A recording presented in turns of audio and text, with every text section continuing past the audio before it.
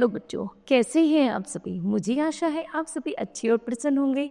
चलिए आज हम पढ़ते हैं पाठ 3 एंड ब।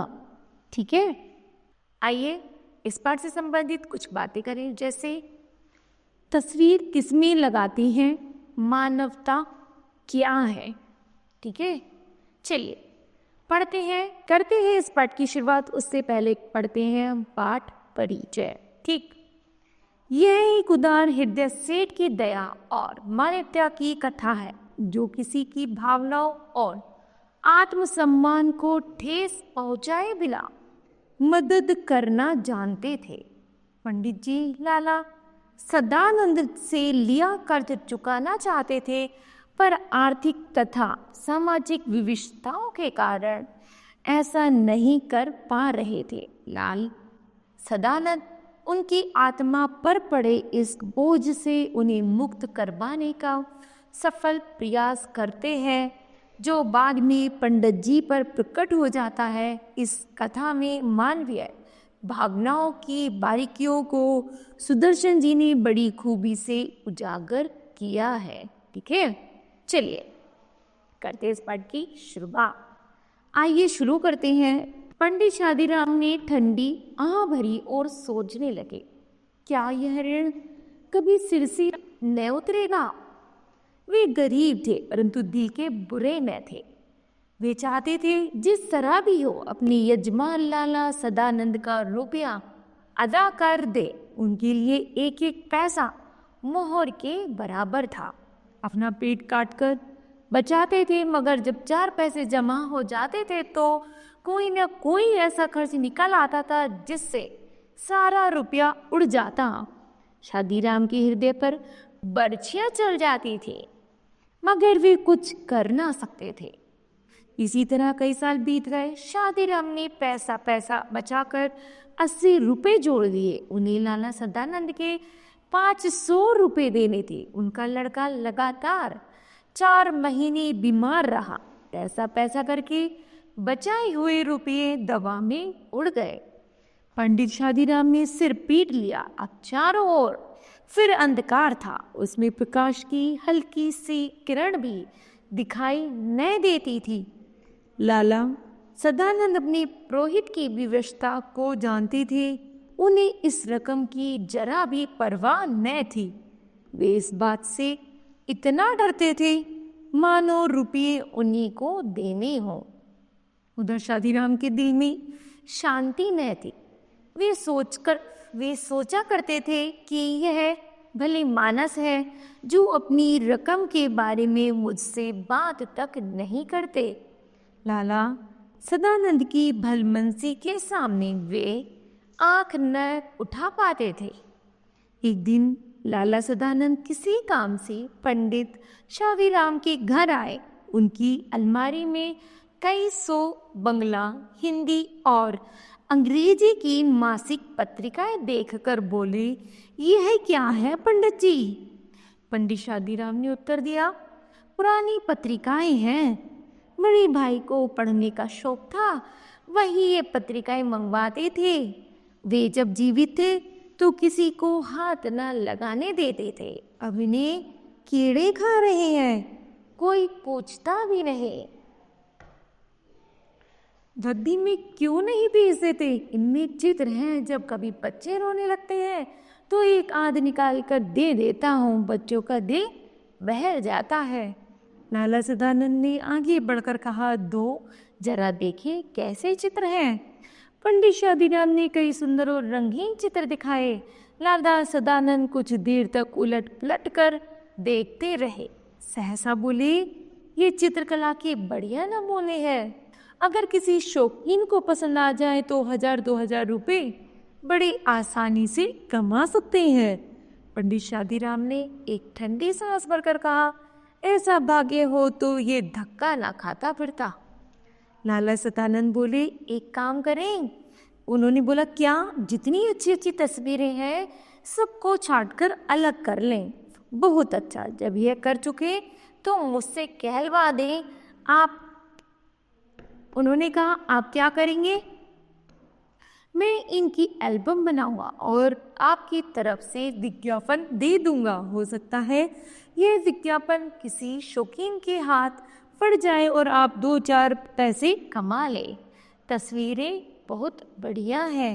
पंडित शादीराम को यह आशा न थी कि कोयले की खान में हीरा मिल जाएगा। वो निराशा ने सभी द्वार बंद कर दिए थे। लाला सतानंद के कहने से पंडित जी दिन भर बैठकर तस्वीर छांटते रहे। शाम 200 बढ़िया चित्र जमा हो गए। उस समय भी उन्हें देखकर स्वयं उछल पड़े।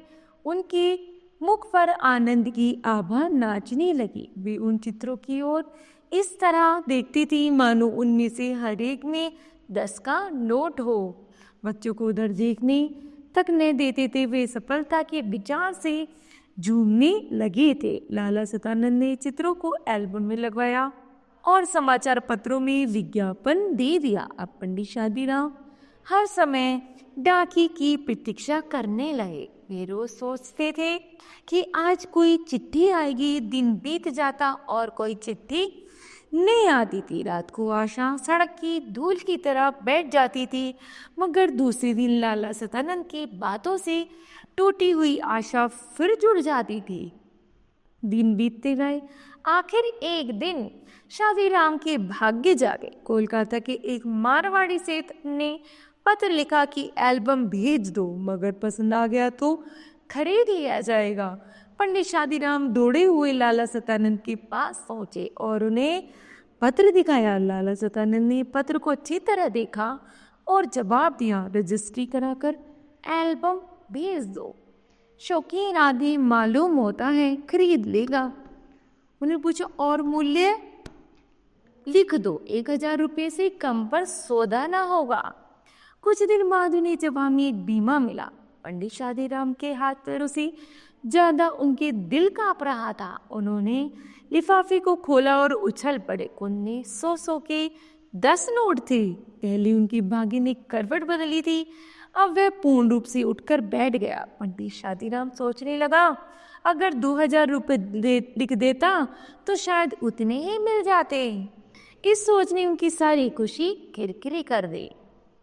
सांझ के बाद वे लाला सतानंद के पास गए और 500 रुपये सामने रखकर बोले, परमात्मा का धन्यवाद है कि मुझे इस मार से छुटकारा मिला।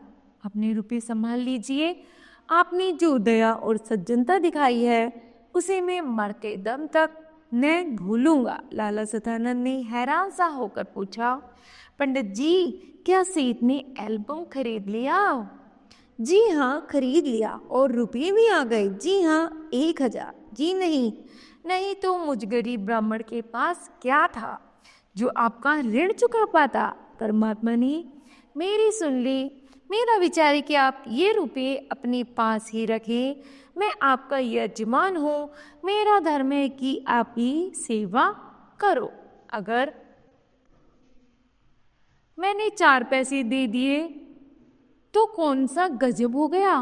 पंडित जी की आंखों में आंसू आ गए। वे बोले, आप जैसे सज्जन संसार में बहुत थोड़े हैं। परमात्मा आपको चिरंजीवी रखे। मगर अब तो मैं ये रुपये ना लूंगा। इतने वर्ष आपने मांगे तक नहीं। मुझे आज हल्का होने दीजिए। लाला सतानंद ने चुपचाप रुपये रख लिए। मनुष्य रुपये देकर भी ऐसा प्रसन्न हो सकता है, इसका अनुभव उन्हें पहली बार हुआ। 6 महीने बीत गए। लाला सतानंद बीमा थे। पंडित शादीराम उनके लिए दिन रात माला फेरा करते थे। एक दिन लाला सतानंद चारपाई पर लेटे थे। पास पड़ी चौकी पर पंडित जी शादीराम बैठे रोगी को भगवत गीता सुना रहे थे। एकाएक लाला सतानंद बेसुध हो गए। पंडित जी ने गीता छोड़ दी और उनकी सिरहाने बैठ गए। स्त्री गर्म दूध लेने के लिए बाहर दौड़ी और माँ घबरा कर बेटे को आवाजें देने लगी। उसी समय पंडित जी को रोगी के सिरहाने के नीचे कोई चुभती हुई चीज जान पड़ी। उन्होंने नीचे हाथ डालकर देखा तो उनके आश्चर्य की सीमा न रही। वह सख्त चीज वही एल्बम थी जिसे किसी सेठ ने नहीं बल्कि स्वयं लाला सतानंद ने खरीद लिया था। पंडित शादीराम इस विचार से बहुत प्रसन्न थे कि उन्होंने सतानंद का ऋण उतार दिया, मगर यह जानकर उनके हृदय को चोट सी लगी कि ऋण उतरा नहीं बल्कि पहले से 2 गुना हो गया है। उन्होंने ठंडी सांस भरी। कुछ देर बाद लाला सतानंद को होश आया। उन्होंने पंडित जी से एल्बम छीन लिया। धीरे से कहा, यह एल्बम अब मैंने सेठ साहब से मंगवा लिया है। पंडित जी जानते थे कि यजमान झूठ बोल रहे हैं। वे किसी तरह यह न कह सके कि आप झूठ बोल रहे हैं, परंतु अब वे उन्हें पहले से भी अधिक सज्जन, उपकारी और ऊंचा समझने लगे थे। तो बताओ बच्चों, आपने इस पाठ से क्या शिक्षा मिलती है? हमें शिक्षा मिलती है कि हमें भी ज़रूरतमंद लोगों की सहायता करनी चाहिए। ठीक है, तो मुझे आशा है बच्चों यह पाठ आपको भली भांति समझ आया होगा। धन्यवाद।